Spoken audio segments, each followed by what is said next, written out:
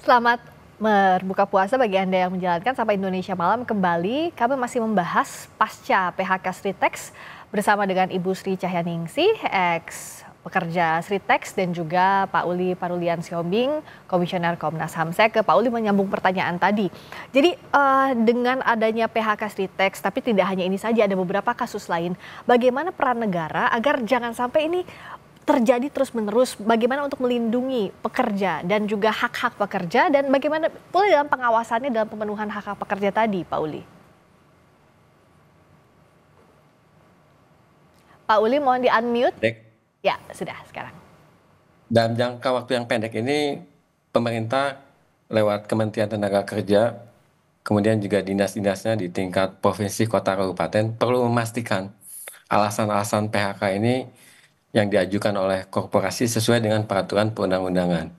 Yang kami terima, pengaduan dari masyarakat, kebanyakan alasan-alasan PHK ini terkait dengan efisiensi ya. Ya. Kemudian juga ada berdasarkan putusan pengadilan seperti Sritek. Tapi itu harus dipastikan oleh Kementerian Ketenagakerjaan dan jajarannya itu di bawahnya, baik itu dinas maupun kanwil, agar sesuai dengan peraturan perundang-undangan.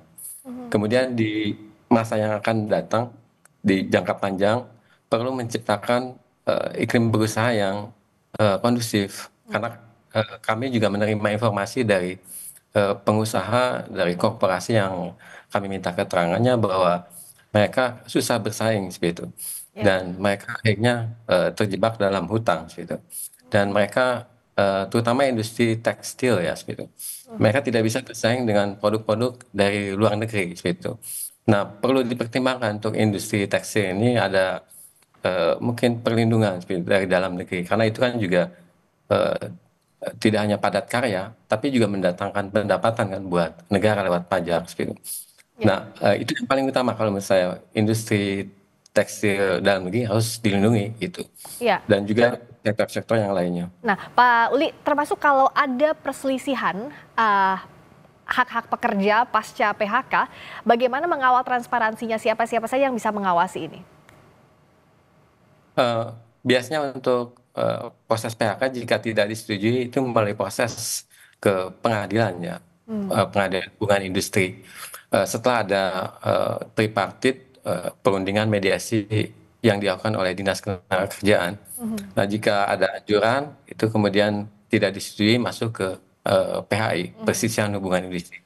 Nah, ini perlu transparan dari proses tripartit sampai dengan putusan pengadilan PHI. Itu perlu transparan, independen untuk menguji apakah betul-betul alasan PHK-nya itu sesuai dengan peraturan perundang-undangan.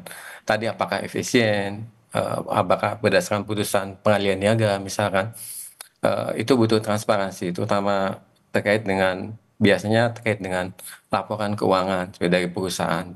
Apakah sudah proper laporan keuangan perusahaan ini nanti diuji oleh proses tadi lewat tripartit maupun nanti masuk ke PHI. Nah, itu dari awal dari eh, proses internal di perusahaan sampai putusan pengadilan harus betul-betul transparan gitu. Ya. Untuk menguji apakah PHK-nya sesuai dengan undang-undang atau tidak. Nah itu. Oke. Nah, kalau dari Ibu Sri, kami semua yakin ini masa yang amat sulit untuk Ibu Sri di Ramadan juga jelang Lebaran. Apa yang jadi harapan terbesar Ibu dengan kawan-kawan saat ini, Bu? Terima kasih Mbak untuk harapan kami dan ex karyawan Sritek ini untuk pesangon dengan THR itu untuk mohon segera dibayarkan. Ini juga menyangkut dengan manajemen kurator ya. Tapi kan kita tidak tahu nanti untuk kedepannya nanti bisa segera terbayarkan atau kita nunggu manajemen dari kurator. Ini kepada Bapak Uli kita berharap ada perlindungan atau ada pengawalan seandainya suatu saat nanti tidak hak dan kewajiban kita ini tidak terpenuhi. Kita kan nggak tahu untuk kedepannya. Untuk saat ini memang untuk THR sama pesangon besok nunggu manajemen dari kurator. Seandainya besok itu ada sedikit masalah atau gimana, mungkin kami berharap Bapak Uli untuk mendampingi kita. Oke, Pak Terima Uli, kasih, Mbak. silakan Pak Uli dijawab.